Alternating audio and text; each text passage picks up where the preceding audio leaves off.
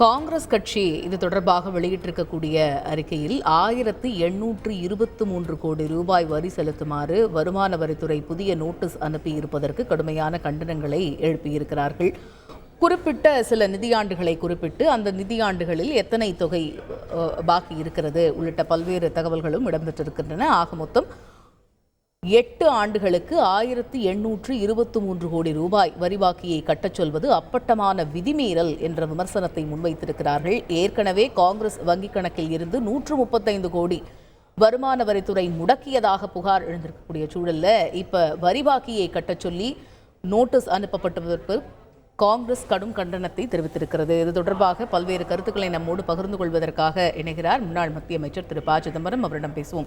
இணைப்பில் வந்தமைக்கு மிக்க நன்றி. இப்ப காங்கிரஸ் கட்சி இந்த வருமான வரி தொடர்பாக கொடுக்கக்கூடிய இந்த நோட்டீஸுக்கு கடுமையான கண்டனத்தை தெரிவிச்சிருக்கிறாங்க. இப்ப அடுத்த கட்ட நடவடிக்கை சட்ட ரீதியாக எதிர்கொள்ள இருப்பதாகவும் ஒரு தகவல் இருக்கிறது. இந்த ஒரு நோட்டீஸை, இந்த ஒரு விஷயத்தை நீங்க எப்படி பாக்குறீங்க? உங்களுடைய முதற்கட்ட பார்வை. இதை நான் எதிர்பார்த்ததுதான். அரசியல் கட்சிகளுக்கு வருமான வரியே கிடையாது.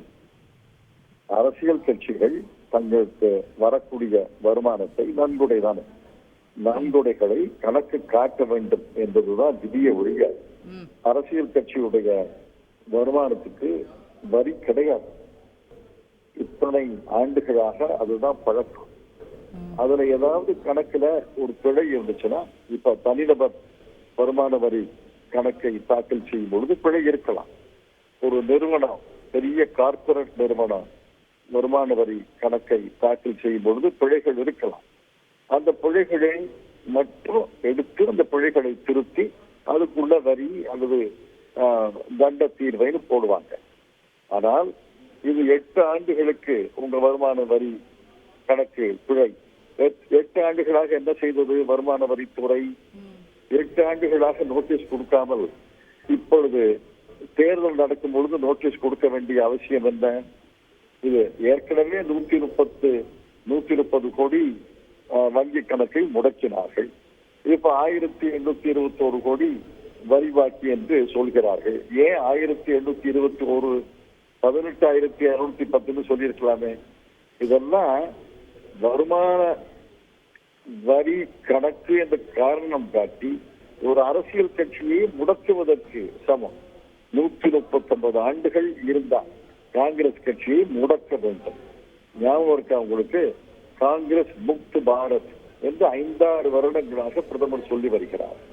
அதனுடைய வெளிப்பாடுதான் காங்கிரஸை ஒடுக்க வேண்டும், காங்கிரஸை அழிக்க வேண்டும். காங்கிரஸை அழித்து விட்டால் பிறகு மாநில கட்சிகள் தான். மாநில கட்சிகளை எல்லாம் பகடையாடி விடுவார்கள். ஒரு தேசிய கட்சி அதை ஒடுக்கிவிட்டு முடக்கிவிட்டால், அதை அழித்து விட்டால் மாநில கட்சிகளை எல்லாம் பகடையாடி விடுவார்கள். அப்புறம் ஒரு நாடு ஒரு தேர்தல் அல்ல, ஒரு நாடு ஒரு கட்சி, ஒரு நாடு ஒரு பிரதம மந்திரி, ஒரு தலைவர் என்று சர்வாதிகார நாடாக இந்த நாடு மாறிவிடும். இல்ல, இப்படி அடுக்கடுக்கான குற்றச்சாட்டுகள் வைக்கக்கூடிய சூழல்ல காங்கிரஸ் கட்சி இதனை எப்படி சட்ட ரீதியாக எதிர்கொள்ள இருக்கிறது அடுத்த கட்டமா? சட்ட ரீதியாக எங்களுடைய வழக்கறிஞர்கள் எதிர்கொள்வார்கள். நான் இப்பொழுது தமிழ்நாட்டில் இருக்கிறேன்.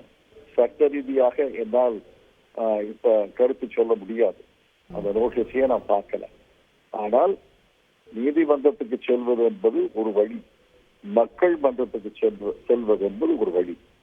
நான் கடந்த சில நாட்களாகவே முதலமைச்சர்கள் கைதை கண்டித்து பேசி வருகிறேன்.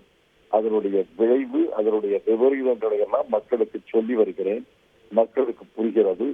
இன்று தொடங்கி இந்த வருமான வரி கணக்கு என்ற ஒரு ஆயுதத்தை பயன்படுத்தி அரசியல் கட்சிகளை ஒடுக்கும் முயற்சியை பற்றி மக்கள் மன்றத்திலே பேசுவோம். மக்கள் நல்ல தீர்ப்பளிப்பார்கள் என்ற நம்பிக்கை எனக்கு இருக்கிறது. நீதிமன்றம் தீர்ப்பு வரட்டும், மக்கள் மன்றத்தில் தீர்ப்பை எதிர்பார்ப்போம். நன்றி திரு ப. சிதம்பரம். இணைப்பில் வந்து உங்களுடைய பார்வைகளை எங்களோடு பகிர்ந்து கொண்டமைக்கு மிக்க நன்றி. செய்திகளை உடனுக்குடன் தெரிந்து கொள்ள உடனே சப்ஸ்கிரைப் பண்ணுங்க.